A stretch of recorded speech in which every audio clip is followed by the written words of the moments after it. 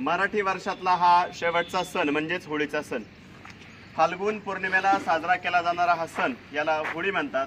आजच्या दिवसाची जी पौर्णिमा असते त्याला हुताशनी पौर्णिमा म्हणतात आणि पवित्र अशा वसंत ऋतूमध्ये येणारा हा सण म्हणजेच होळीचा सण। आता खरं तर पहिल्यांदा होळी म्हणजे कोण हे तुम्हाला थोडक्यात सांगतो। आपण भक्त प्रल्हादाची गोष्ट ऐकली असेल। भक्त प्रल्हादाचे वडील होते हिरण्यकश्यपू नावाचे राक्षस। या हिरण्यकश्यपू नावाच्या राक्षसाची बहीण म्हणजे ही होलिका होती।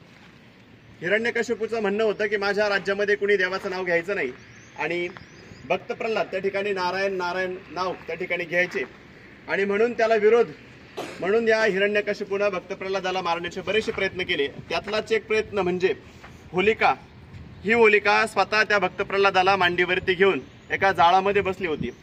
आता होलिका जाळात का बसली असेल तर तिला देवानं वर दिला होता की तुला अग्नीपासून काहीच होणार नाही, परंतु या ठिकाणी भक्त प्रल्हादाला सुद्धा काहीच झालं नाही। होलिका ही एक राक्षसी वृत्तीची होती आणि तेव्हापासून एक प्रथा पडली की राक्षसी वृत्तीच्या विचारांचा आपण दहन केलं पाहिजे, आपण जाळ केला पाहिजे। खरं तर इतिहासामध्ये आपल्याला बऱ्याच ठिकाणी होळीच्या सणाचं वर्णन येतं। छत्रपती शिवाजी महाराजांच्या काळामध्ये सुद्धा होळीचा सण मोठ्या प्रमाणावरती साजरा केला जायचा।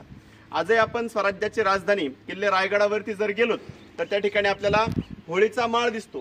या ठिकाणी होळीचा सण मोठ्या प्रमाणावर स्वराज्यामध्ये सुद्धा साजरा व्हायचा। होळीच्या सणाच्या वेळेस वेगळ्या वेगळ्या प्रथा होत्या की त्या पेटलेल्या जाळामध्ये कुणीतरी नारळ फेकायचं आणि एखादा गावातला तरुण ते नारळ काढून आणायचा। त्याचं ते कसब छत्रपती शिवाजी महाराज बघायचे आणि त्याला आपल्या स्वराज्यामध्ये सामावून घ्यायचे। अशी अनेक उदाहरणं आपल्याला देता येतील। खरं तर होळीचा सण हा एकीचा सण आहे। या दिवशी गावातल्या सर्वांनी एकत्र आलं पाहिजे आणि एकत्र येऊन होळी पेटवली पाहिजे।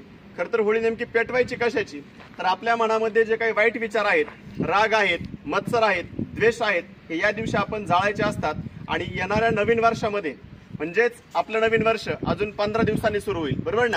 अजून 15 दिवसांनी म्हणजेच चैत्र महिना सुरू होणार आहे आणि चैत्र महिन्याचा पहिला दिवस ज्याला आपण काय म्हणतो गुढीपाडवा। गुढीपाडवा हा सण या ठिकाणी सुरू होणार आहे। खरं तर माघ महिन्यामध्ये जी पौर्णिमा येते जिला दांडी पौर्णिमा म्हणतात आणि तिथून पुढे एक महिनाभर हा होळीचा उत्सव या भारतामध्ये वेगळ्या वेगळ्या पद्धतीने साजरा होतो।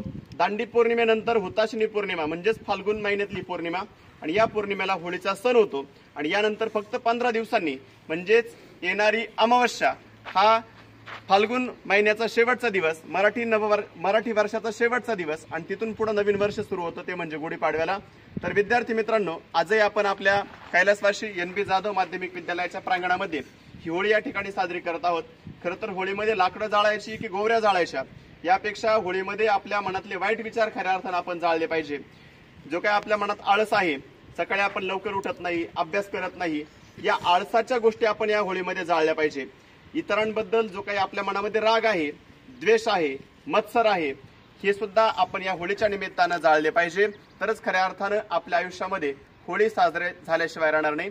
पुन्हा एकदा तुम्हा सर्वांना होळीच्या खूप खूप शुभेच्छा देतो आणि या ठिकाणी थांबतो। धन्यवाद।